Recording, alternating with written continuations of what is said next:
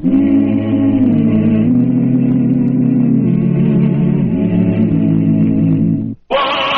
Earp, Wyatt Earp, brave, courageous, and bold. Long live his fame, and long live his glory, and long may his story be told.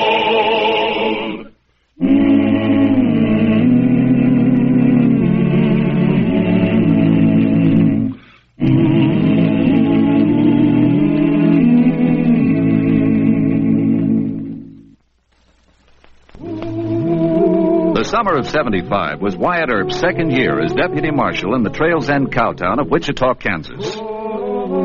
During that first violent summer, Wyatt had grabbed the town by the tail and held it on the ground, while hundreds of armed and defiant cowboys from the cattle trails tried to keep it on the prod. But even though Wichita had learned to keep its hair slicked, Wyatt still liked to spend his mornings near the cattle pens, watching what might have drifted in overnight. Hey, you, seen old man culling around lately? No, and it ain't like him either. All summer long he's been meeting his herd. Always here to beat me for the best price. And getting it, too. Well, after all, he's my best customer. You might as well be honest about it, Mr. Santel. Cattle kings don't come any tougher than old man Cullen.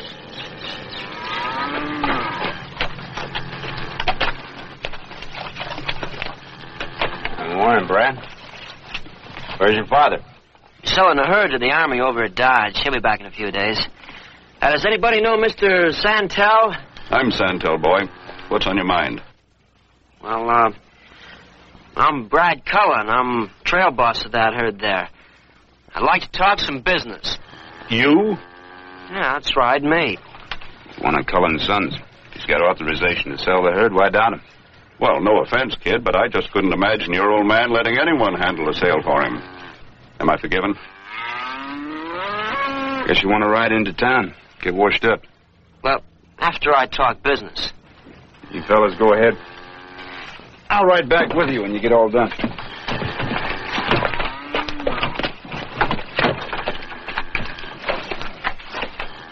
How many? 500. Looks closer to 4. No, I said 500. The lame and the blind ones, Hey, what's that?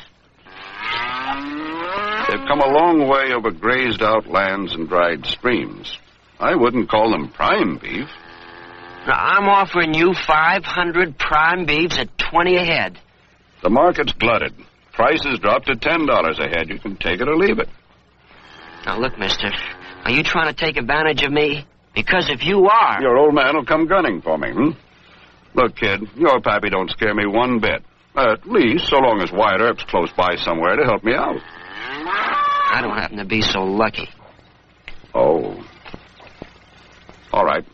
Seeing as it's Cullen beef I'm buying, I'll make it 15. Well, it's gotta be 20. Believe me, kid, I'm not bluffing and I'm not gouging. Buying season's over. I'm being as generous as I can, and I'm doing it for you. Not for that great hard rock who happens to be your old man. Give me an hour to think it over? An hour to see some other brokers? Sure. You won't get a cent over 10. I tell you what I'll do. I'll give you 3 hours.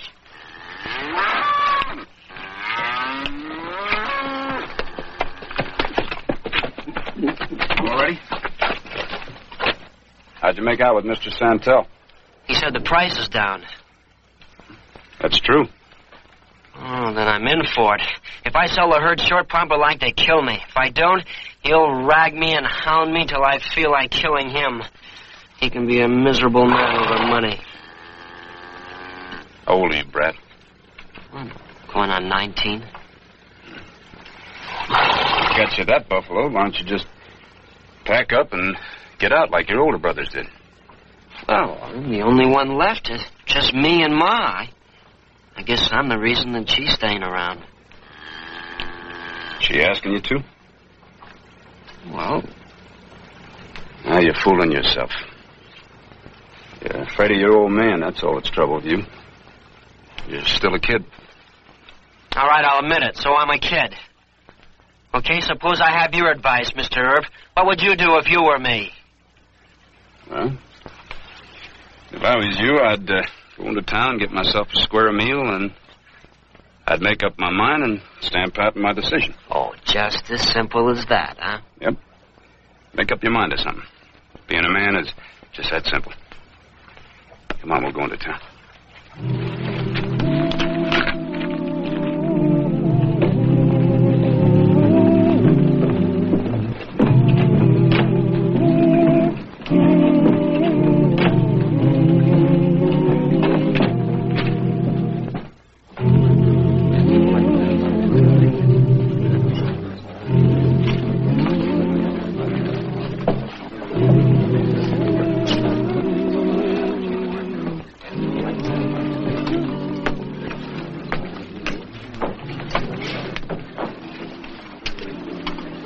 Did you make up? Made up your mind? Yep.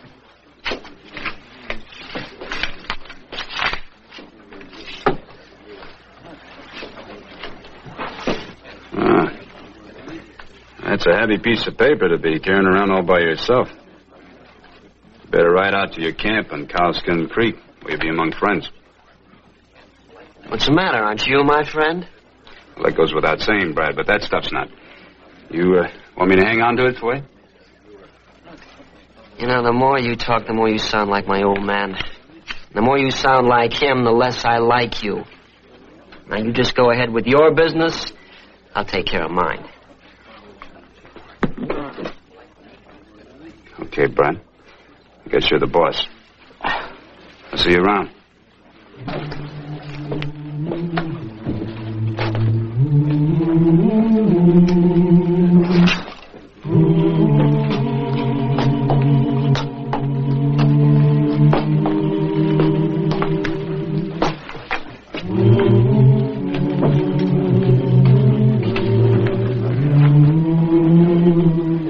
Cards, please.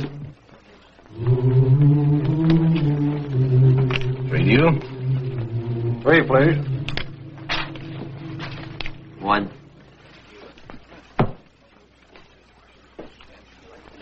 Two to the dealer.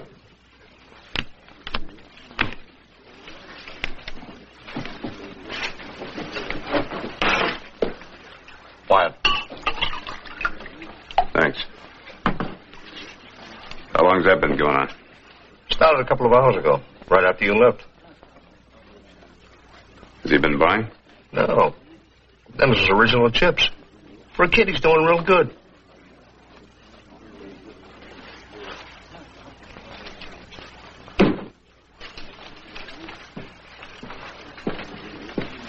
Your bet.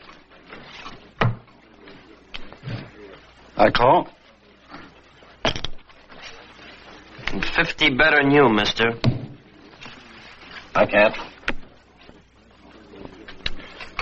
You took one card, I believe, didn't you, son?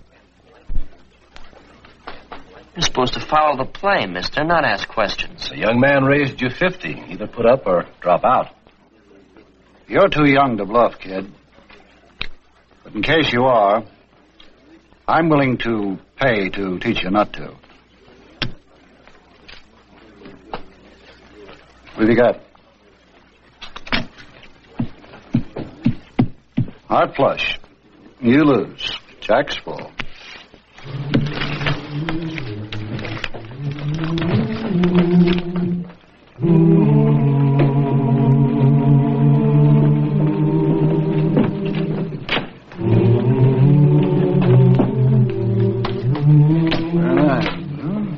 I'll call.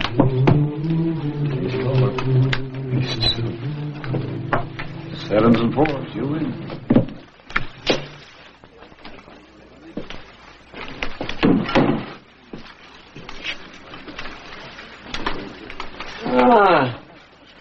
Where's your care to join me for a drink, Mr. Earp? Huh?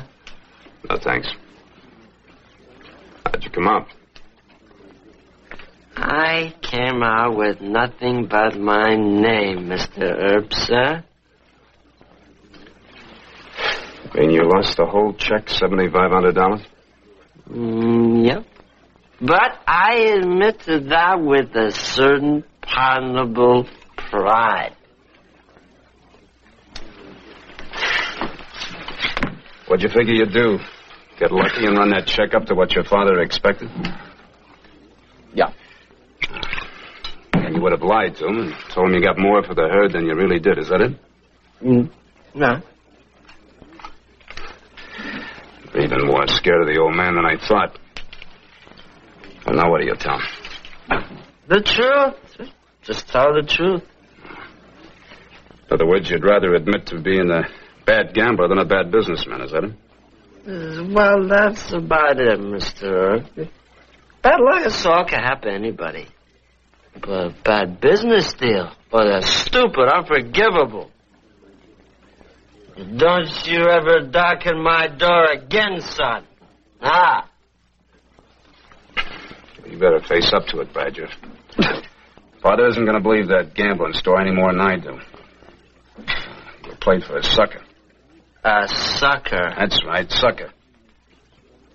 Even your father'd rather admit to a bad business deal than being played for a sucker by two tin horns. What are you talking about? Those two gamblers, they play it like a partnership. If either one of them gets a good hand, they bet it up. If you get a good hand, they fold. Their winnings are big, yours are small. Percentage-wise, they get all the edge. Even you ought to be able to see who's going to come out the winner.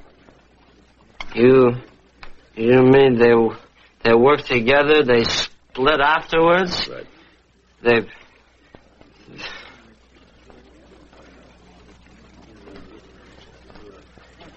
Well, that means I've been robbed. Well, what are you going to do to get back my money? Nothing. Foster and his friend didn't break any laws. I got no legal grounds to make an arrest. But what they did was wrong, and you know it. The whiskey's gone to your head. You better go back to Cowskin Camp where you can sleep it off. Come on, I'll take you there myself.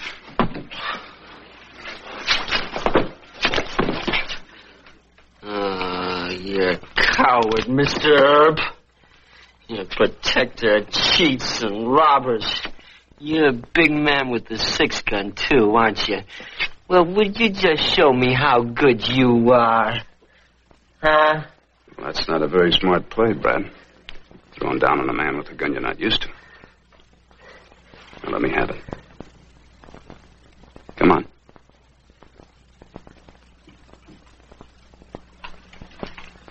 Come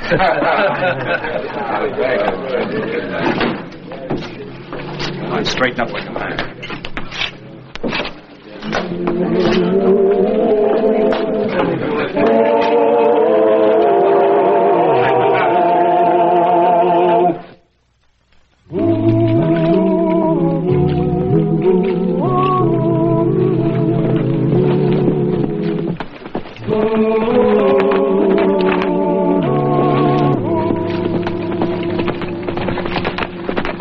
Take a look at Brad, boys.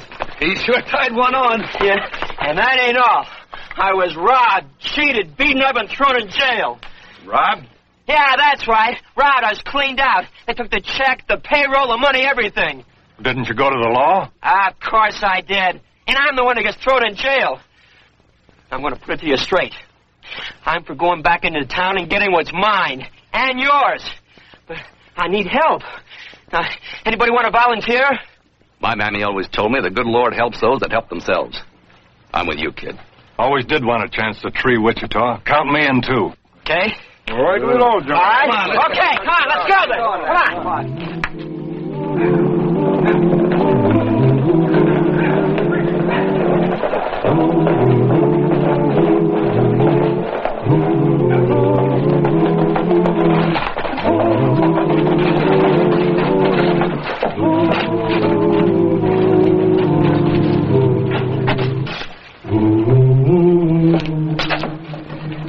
They're still here.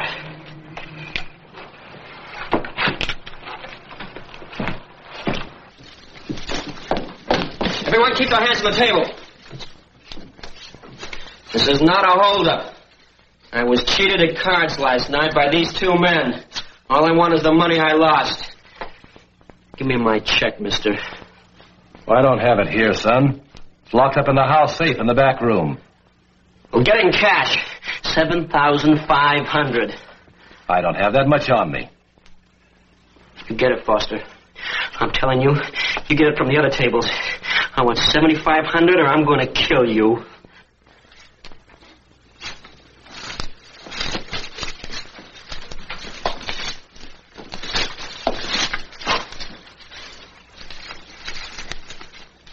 That's $2,000, Mac. Consider it a loan. How much you got, Hal? Let's see.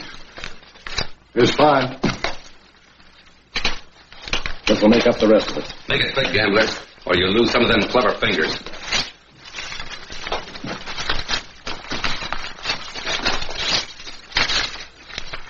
There you are.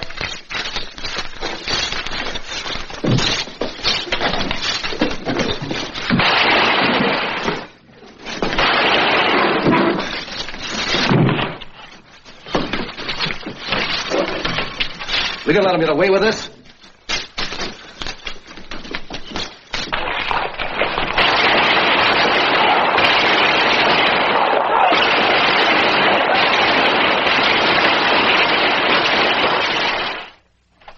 The charge is armed robbery. Is that right, Mr. Foster? Armed robbery, attempted murder. Mr. Havisham was seriously wounded, you know. There's no need to be so self-righteous, Mr. Foster. Your neck's not as clean as it could be either, you know. You treated that kid the same as if you'd stacked the deck. If you think I've done anything illegal, why don't you arrest me? Well, sometimes there's a better way to take care of men like you. What are you up to, Earp? Well, I'll tell you this much, Mr. Foster. I'll arrest Brad Cullen and his punches as your request and bring him to trial. But by the time this is over, the whole town will know how you and your friend operate. I may not be able to touch you legally, but the average citizen still has a sense of fair play. These warrants are ready to sign, Mr. Foster. Right on this line, please. How many more men will we need, Wyatt? I'll make the arrest myself. You can't go into that cow camp alone. Well, I'll tell you, Sam. Brad Cullen and his men aren't hardened criminals. The best way to handle a thing like this is to treat it like a family quarrel. All right, Mr. Foster. Let me have the warrants.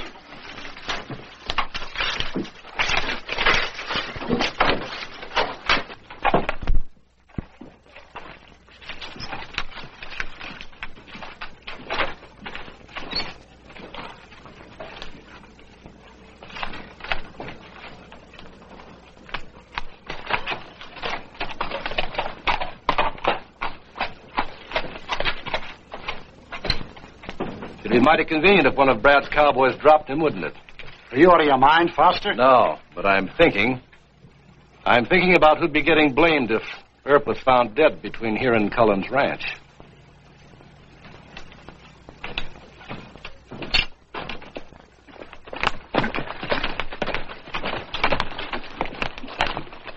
We made it. He's still a couple of miles from camp. Between us, we'll get him.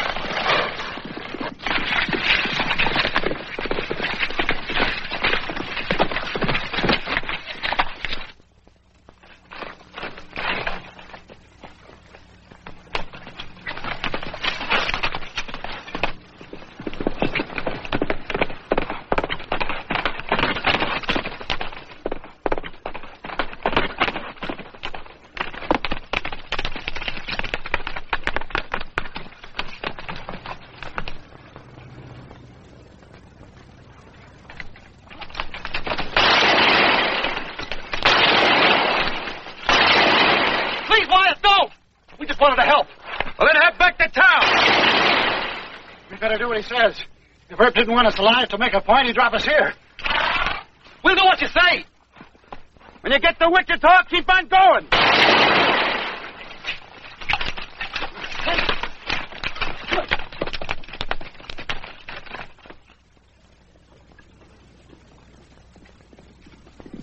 Hey, Brad.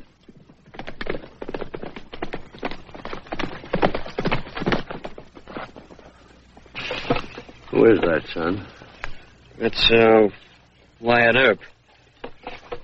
You stay where you are. I'll talk to him.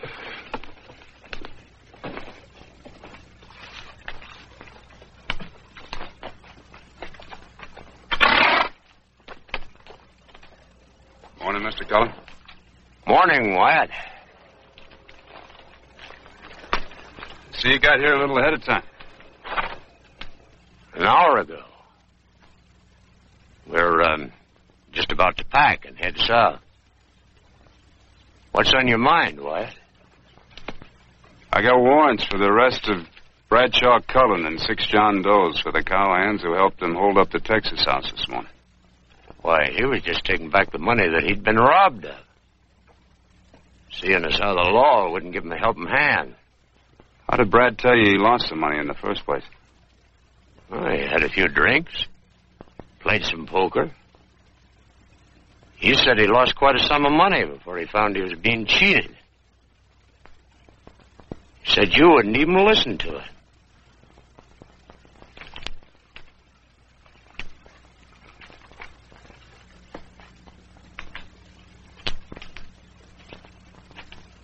You're not arresting anyone from this camp, Wyatt. I'm arresting your son and 6 cowhands, Mr. Cullen.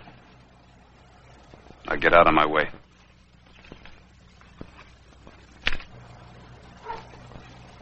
Brad, tell him the truth. You'll never get another chance like this one. What's he talking about, son? Oh, yeah, he's just stalling, Pop. You watch him now. Your son's a liar, Mr. Cullen. Get him, Brad, get him! You ought to drop, you fool. Why don't you shoot? He couldn't shoot me last night when he was drunk, and he can't shoot me now when he's sober. Because he knows he's wrong. It's hard to kill a man when you're wrong, isn't it?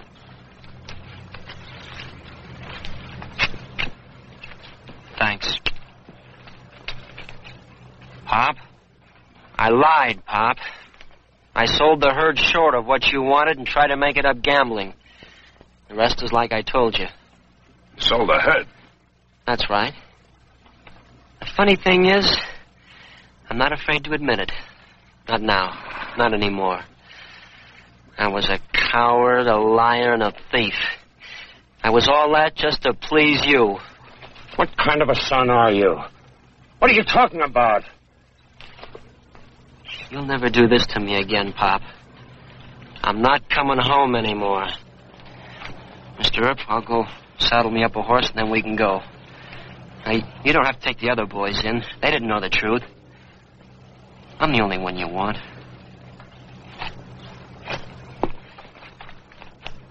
I don't understand, Wyatt. My sons. 3 of them now. Gone. I work my fingers to the bone to give them a future. And they leave. Tell me why, Wyatt. I don't understand. I guess that's been the trouble, Mr. Cullen. There comes a time when a young fella has to move out. Learn to be somebody all by himself. I guess you just never learned when to let go.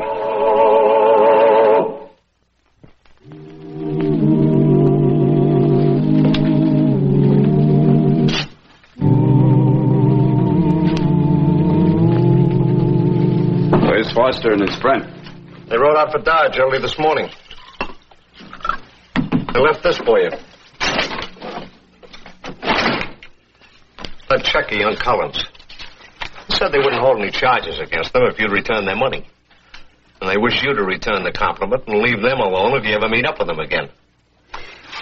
Left their forwarding address on the back. Huh? Thank you, Judge. Wait, I'll have one with you.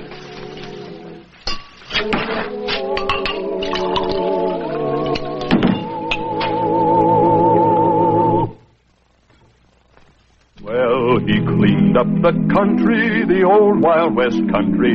He made law and order prevail. And none can deny it, the legend of Wyatt forever will live on the trail.